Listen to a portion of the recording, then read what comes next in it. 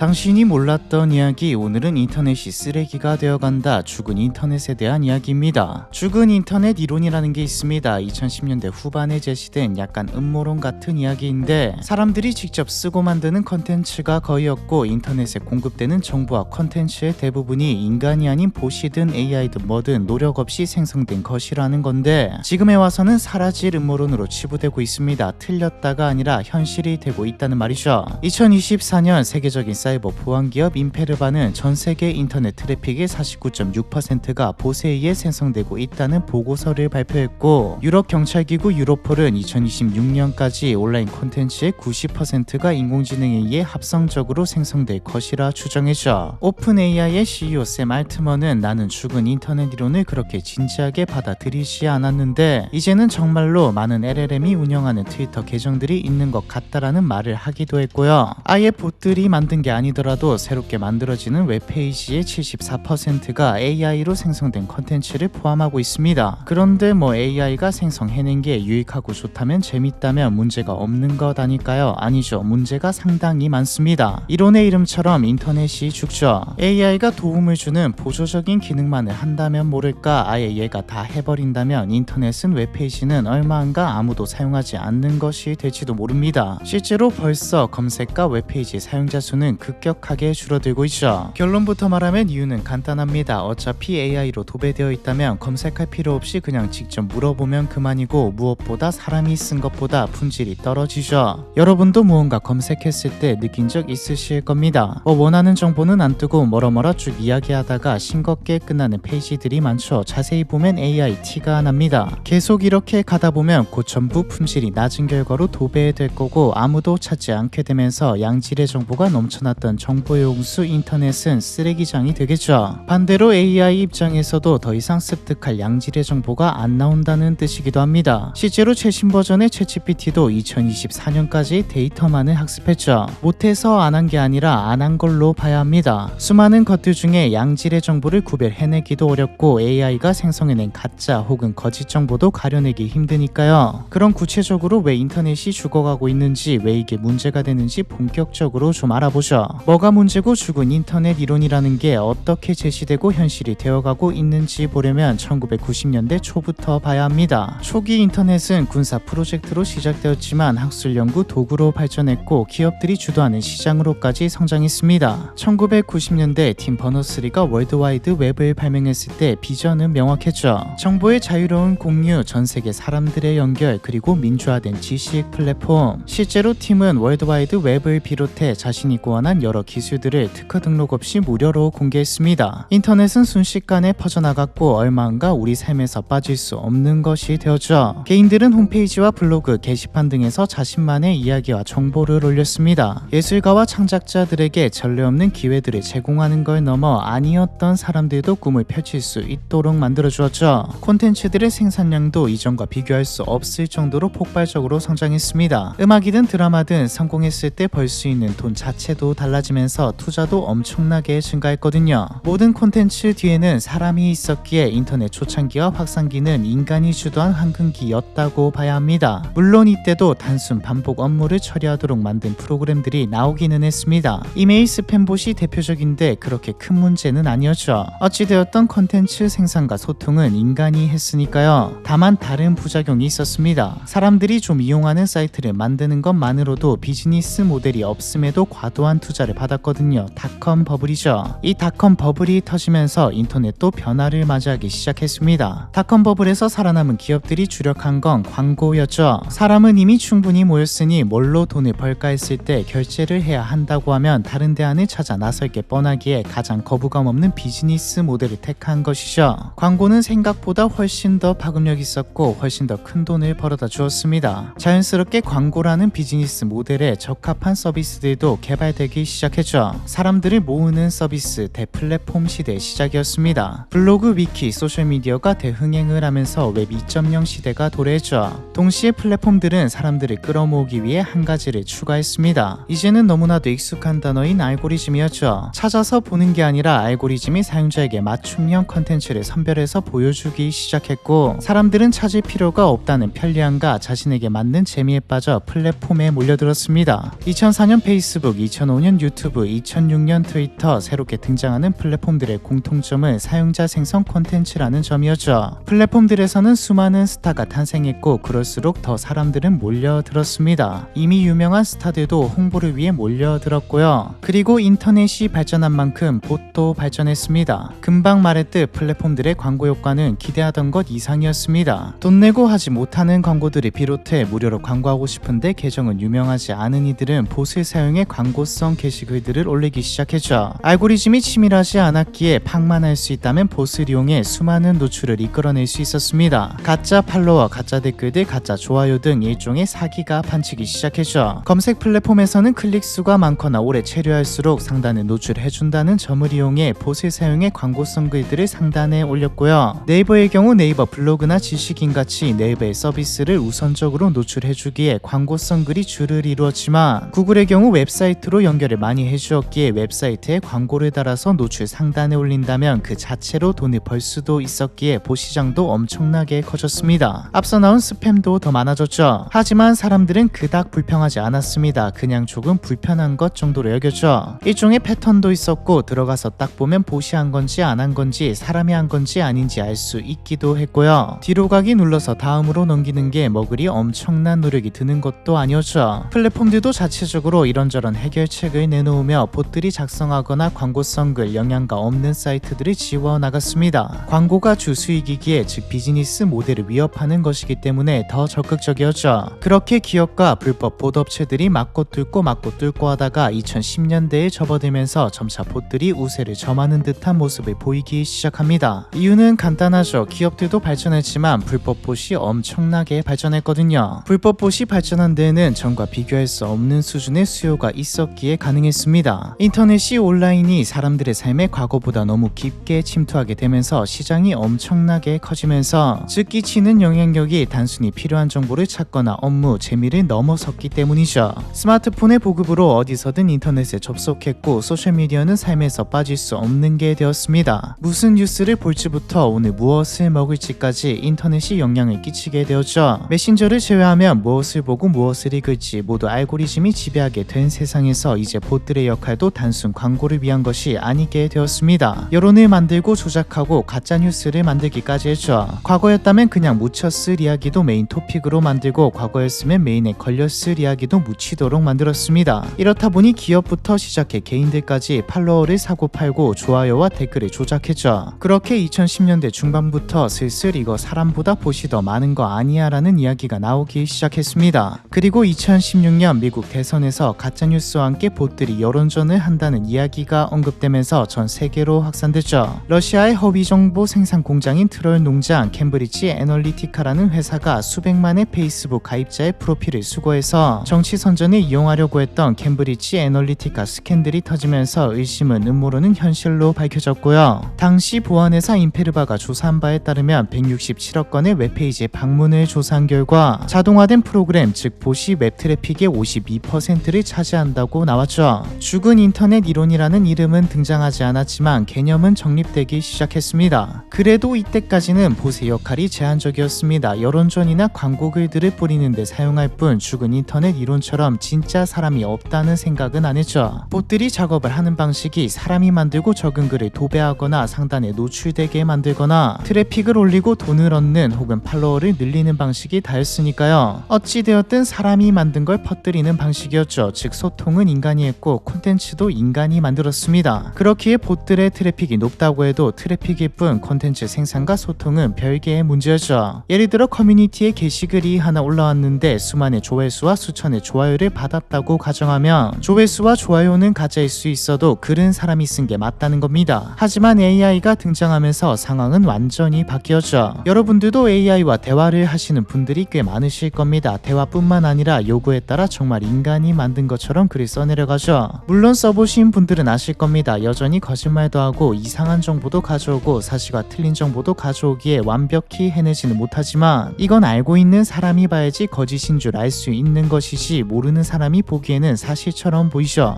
포인트는 부족하다고는 해도 자체적으로 소통과 콘텐츠 생산이 가능해졌다는 겁니다. 2021년 인터넷 포럼 아고라로드 매킨토시 카페에 죽은 인터넷 이론, 인터넷의 대부분 가짜다라는 글에서 처음 사용된 죽은 인터넷 이론을 인터넷이론은 당시만 해도 음모론으로 치부되었지만 AI가 등장하면서 지금 현실이더라도 전혀 위화감이 없게 되었죠. AI가 만든 컨텐츠에 이제는 AI가 직접 글을 올리는 것까지 가능하고 보시 과거부터 계속해서 해왔던 상단 작업 트래픽을 주는 것들은 지금도 하고 있고 댓글까지 AI가 달고 있기에 이제 진짜 사람인지 아닌지 구분하기 힘든 수준까지 와버렸습니다. 그리고 죽은 인터넷 이론이 사실이 아니라 하더라도 인터넷이 쓰레기가 되어가고 있는 건 어느 정도 사실이죠. 챗GPT의 성공은 AI 골드러시를 촉발시켰고 수백 수천 개의 AI 스타트업이 생겨나게 되면서 실제로 인터넷은 AI 슬롭으로 넘쳐나기 시작했죠. AI 슬롭은 생성 AI로 만들어진 저품질 미디어를 뜻하는 말입니다. 그리고 2024년 웹의 대장인 구글은 항복을 선언했죠. AI가 생성한 기호를 먼저 보여주기 시작했고 챗봇 형태의 검색 엔진인 AI 모드도 출시했습니다. 이건 그냥 AI가 대세니 우리도 넣겠다가 아닙니다. 검색의 종말을 뜻하는 것이죠. AI가 검색을 대체해버리면 구글은 가장 중요한 수익원인 광고 수익을 일부 포기하는 것과 같습니다. 그렇기에 구글이 검색창에 AI를 넣은 게 항복 선언과 같은 것이죠. 이미 검색 트래픽은 급감했고 AI가 써낸 결과물이 상단에 올라가는 것을 막을 수 없다는 말이니까요. 검색 트래픽만 준 게 아니라 과학 및 교육 사이트는 평균적으로 방문자의 10%가 줄었고 건강 사이트는 31%가 줄었죠. 전체적으로 그냥 다 감소했습니다. 구글의 수익도 광고지만 웹사이트들의 수익도 대부분 광고죠. 방문자의 감소는 수익의 감소고 수익의 감소는 자연스럽게 만들어내는 콘텐츠의 질과 양을 떨어뜨립니다. 이대로 간다면 가면 갈수록 양질의 콘텐츠가 더 적어질 건 뻔하죠. 당장 저만 해도 이제 자료를 찾을 때 구글에서 검색하는 빈도가 훨씬 줄었습니다. 괜찮은 사이트들을 정리해놓고 거기서 검색해서 찾아보는 게 많아졌죠. 사실 한글로 검색해서 나오는 것들은 그나마 아직까지 괜찮은데 영어로 검색하면 진짜 AI가 썼다고 생각되는 글들이 판치거든요. 이제 죽은 인터넷 이론은 단순히 봇들이 지배한다, 사람이 인터넷에 없다를 넘어 인터넷이 쓰레기가 되어가고 있다는 의미로도 쓰이게 되었죠. 그럼 어떻게 될 거고 뭐가 문제냐? 일단 아이러니하게도 AI 발전에도 악영향을 끼칩니다. 2024년 네이처에 발표된 일리아 슈마일로프의 논문을 보면 AI 모델이 생성한 데이터를 AI가 학습하면 중요한 정보들이 사라지고 품질이 떨어진다고 말하죠. 계속하다 보면 나중에는 아예 무의미한 내용을 생성하게 되는, 즉 붕괴해버리고요. 그리고 또 하나 발견된 게 붕괴도 붕괴지만 다양성이 떨어지는 현상도 포착되었습니다. 사실 굳이 이렇게 안 해도 이미 일정한 패턴이 좀 보이죠.